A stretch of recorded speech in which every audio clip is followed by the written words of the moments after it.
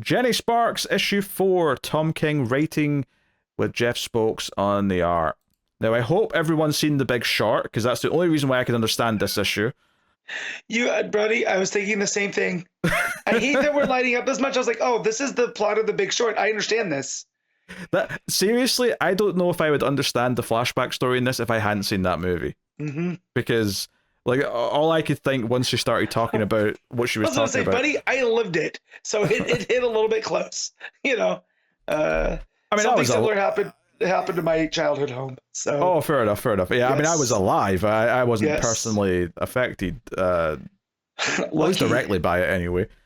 On a sort of wider recession level, yes, but not like directly. So the flashback story in this, which is with this book, is mostly like the flashback stories have kind of been the main thing in each issue, with the present story being kind of a more sprinkle throughout. Is Jenny goes and kidnaps the head of a bank, right? It's the head of ABT, I think she says, and it's 2011. They've just killed Bin Laden, as brought up on TV, which compromised to a permanent end. Yes. Which, again, this idea that we keep setting all these flashbacks in prominent like things in recent history, but notably all history after the start of this century, which is because what the most memorable line of this issue is by far, I'm the 20th century and I'm not going anywhere, which I felt like okay, there's a lot of weight to that line and what that means for like the world, and the idea that all the mistakes that people made last century are still biting us constantly in the ass. That, and they've been magnified, right? Yeah. It's like everything can be traced back to decisions made, the greed, the capitalist greed, and the political endeavors and the wars that were waged. Everything's still ruining us today. Anyway, and that's why Jenny Sparks just can't stay dead, is because the 20th century just can't stay dead. Anyway, there's people keeping the 20th century alive, right? So the spirit of it. Yeah, she kidnaps this guy, throws him out a window, and teleports him midair, which is a really nice page, to be fair, actually, art-wise. And it's definitely Spokes doing, Spokes. Dark Knight Returns a bit. A little, yeah, because of the lightning flash as they're falling down. And her pose there, you know. So, yeah, meanwhile, in the present day, Jenny goes in, or she's already in, but she goes to talk to Captain Atom, and tries to get him to release a couple of hostages, and says, hey, what do you want? I'm here to help you, and like negotiate. In her own way, of course, she's not that nice about it because she's Jenny Sparks. But meanwhile, in the flashback, Jenny's like taking this guy to one of the houses that's been like foreclosed on, and says, "Hey, this is your house. Your bank's like foreclosed on it," and ultimately builds up to like the woman who was living here coming to the house, and they talk like they're planning on letting her kill this guy, but Jenny does seem quite shocked when she actually does just shoot him in the head. Like, oh, just like that, that's it gone.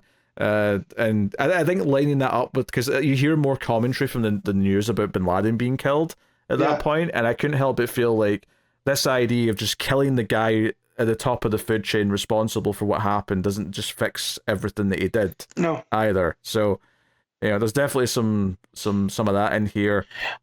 Yeah, and when she shoots him in the shock on Jenny's face, right? It goes from this like smugness to shock, and the lady goes, he doesn't have to know who I am. It's not that kind of thing, right? And it was like, this was a personal vendetta for her. This changes nothing. The system is still in place that led her here, and it was almost like not a Pyrrhic victory, but a very empty one. Yeah, and a lot of the pages are just sort of setting up who this guy is, what he's done, talking about selling mortgages and loans, to make his wealth look like it's bigger, even though it's not really bigger. But then when it crashes, he gets bailed out by the politicians and doesn't actually suffer any consequences for what he's done. It's, like I said, it's the plot of The Big Short, which is why I was able to follow that. The subprime mortgages, and then the golden parachutes, and the whole manipulating the stock market, and they never felt any of the squeeze, and in fact he made money off of it. It was the everyday people that felt it, and this is one of those everyday people. He couldn't just ride first class like he already could. He wanted a private jet. He wanted to not have to follow the rules and everything else. So I mean, this book's been very political and full of commentary about the last 20 plus years, but I mean, This is just continuing that trend. And that plays in with Captain Atom, who wants them to declare him a god, right? It's not enough that he was a superhero, a military man, and a hero. It's he needs to know that he is the one true god. That's a very good parallel between them. That's a good point. Yeah, and like he doesn't want to give up anyone. He's like, hey, I'm a god. He gets mad at Jenny at one point. He puts on the Batman cowl because he's seemingly killed the Justice League at this point. That's what happened last issue. So they're all lying about dead. Oh, he does put it on. I thought he materialized it on. No, he picks it up because he holds it in his hand for a bit first. Yeah, that's right. Yeah, with a big grin in his face. Yeah. So, and he threatens to kill her, threatens to destroy her.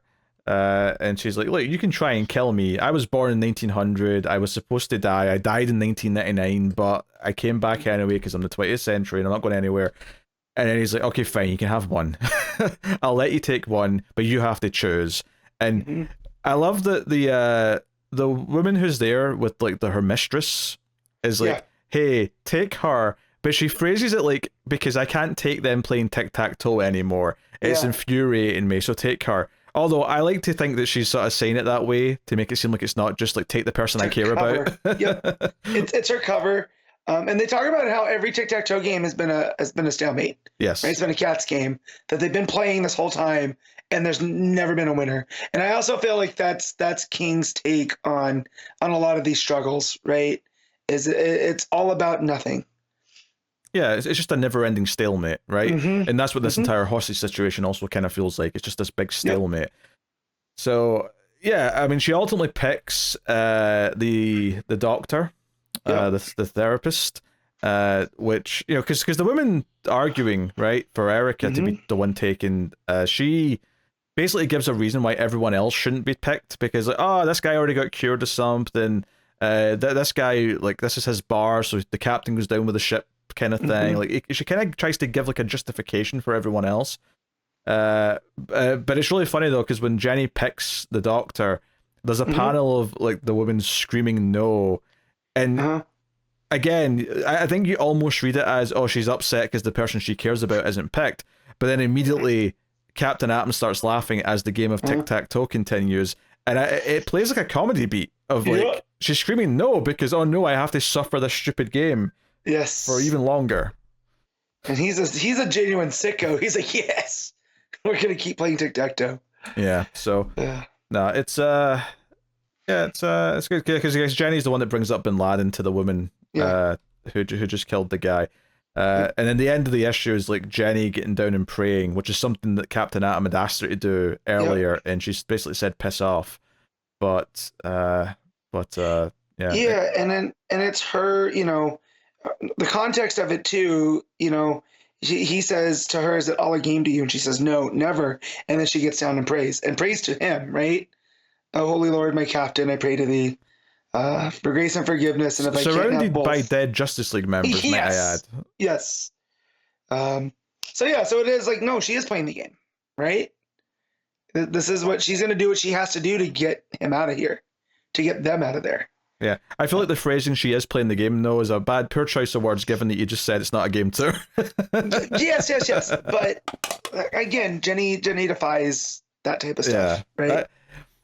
Yeah, it's an interesting book. I definitely like this issue more thinking about it and talking about it than perhaps I did when I was reading it. I don't want to say there was a slog to read, but there was a lot of repeated stuff, right? A lot of, like, there's that one page that's just her and Adam facing off against each other, and the words are changing, but it's the same static panel, right? So there's a lot of that kind of repetition going on, you know? Well, yeah, which is fine from a pacing perspective on the page. It just kind of felt like I don't think the debate between Jenny and Captain Atom was that exciting in the scenes itself. And the flashback story was solid for what it was, but it maybe did over-explain what the Big Short explained already, which is just, this is what you did, this is how you did it, this is the different steps to it. Right, but if you're a person that doesn't, you know, you haven't seen The Big Short, or you're completely oblivious, right? Because you're reading this being born after that had happened, right? Like there are people that are reading this that. Oh yeah, not me. No. But I'm just. I was 19 in 2008, Matt. What are you talking about? Yes, I know. But my point is, I do think it's a pretty good, like, King distills it pretty well for people that might not know. Yeah. You know? I mean, the scary... I mean, I don't know how many, like, 14, 15-year-olds or less are reading Jenny Sparks from DC Comics. Like, how many kids that age are even reading comics at this point? But, yeah, we are getting to a point where, like, you might have been 5 when that happened, and you probably weren't exactly taking it in at the time, were you? Hell, I wasn't taking it at the time. The Big Short explained it to me. Well, and that was the thing, because and that's the point that they point out in The Big Short, that it's meant to be endlessly confusing to the average person, because you're dealing with all these different moving parts, right? Yeah. That's part of the scam, is making it so confusing that you can't just see it for what it is. Yes, yeah. and in fact, they, you know, The Big Short brings in Margot Robbie in a bathtub to explain, which, bad choice, because I don't pay attention to anything she said. Anyway, yeah, so there you go, Jenny Sparks. Good issue. I definitely think this miniseries is not, like, I'm not as excited about this when I read it as much as I have been with a lot of Tom King's other miniseries. But yeah, once she brought up the 20th century and then I'm not going away, I feel like that's the thesis statement that he has for the point of this book. That line stuck out. I did love that line of dialogue, and it felt like it was sort of saying, kind of, I was hinting at what the whole mission statement for the entire book was this idea of, like, why, like, the ghost of what happened in that century just keeps haunting us.